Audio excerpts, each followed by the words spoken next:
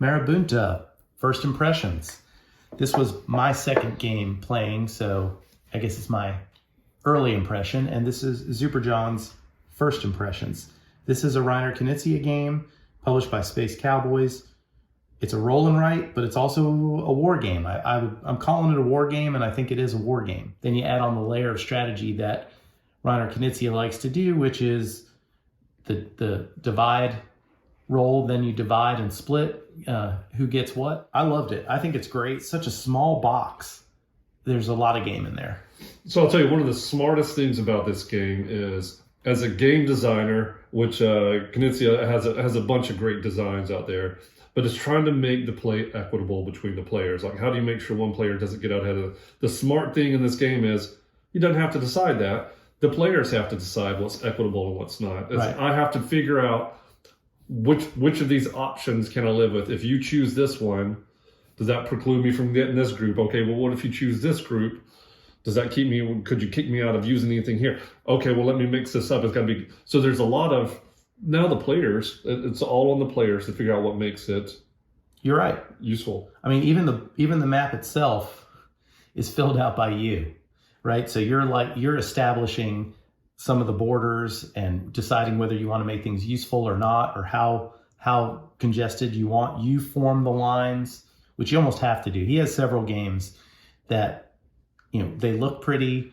And the one that comes up to me is Through the Desert. There's these beautiful camels. Little camels look like candy, but all you're really doing is blocking everybody off. It's very mean. This game is super mean. I'd say mean. I think of it more as strategy of always keeping your options open. Those first two placements. Right. Well, everybody's going right here along the, like, this one's got those two. This one's got those. I mean, you're trying to get in there so you can branch off and cut off. And we had a couple where you snuck through my attack, and I did that. I was able to sneak through there. Adjacent hexagon design is great for that. Now there is another side of the board. Oh, really? Yeah, and on that one, you have, the way the map works is you have these blue areas are considered adjacent. Oh, that's got to be tough.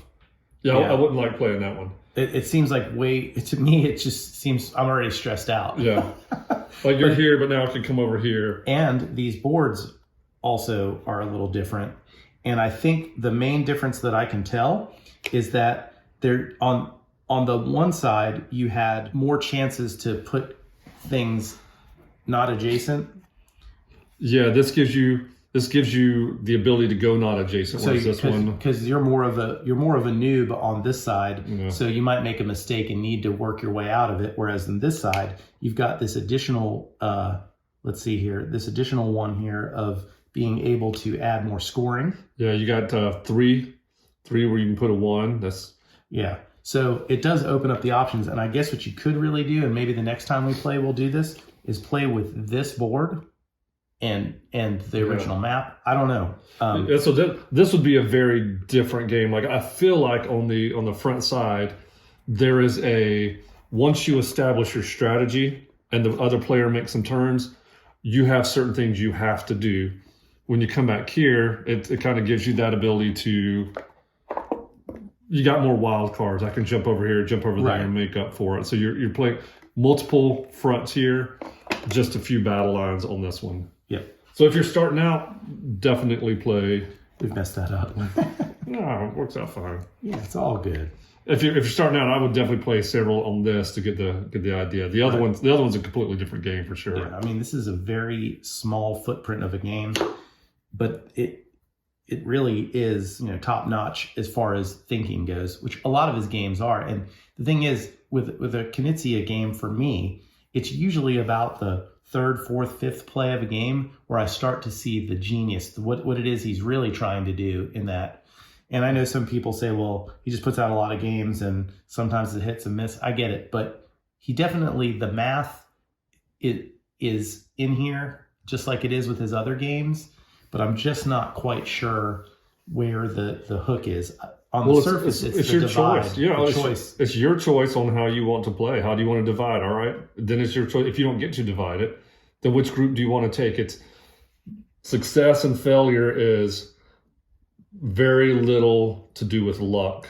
Well, the dice, though, see, that's the thing. It does inject the luck in there because of the dice. But you have to tactically use what you're given, but then strategically figure out how to put it out there, which is, again, I find that to be, and this was a mental exercise for me. And not in a bad way. I mean, it's not like I feel overwhelmed. It's just that the choices were tough. Yeah, and I made mistakes.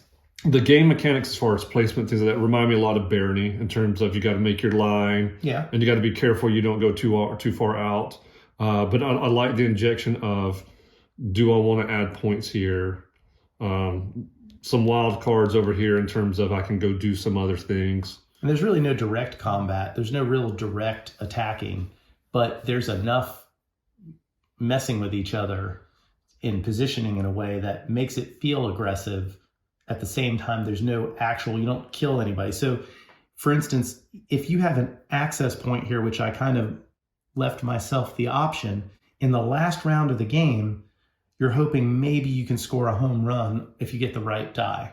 The threes are, you see a 3 and you love it because that's getting me 3 points on the board, but also those zeros allow you to creep on around territory, block. That's it. Hey, you know what? I don't get the points, but I can do something here. It's still useful. So it's recognizing that use when you split up the die.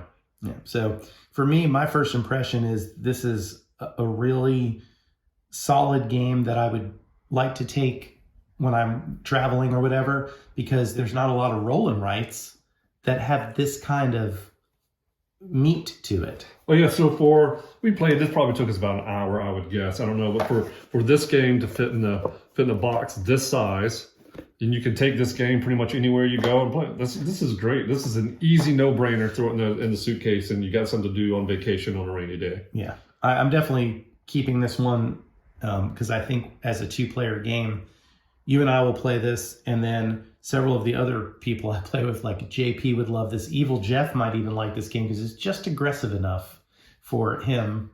The problem is he's got to do some math, and he didn't like to do that. It would be ultimately frustrating to play with him because of his, somehow he'd end up on your side of the board, taking your crates. He would take your board and have it on his side as well. So yeah, I really like it. Thumbs up, great job. Thanks for watching. Please like this video and subscribe to the channel.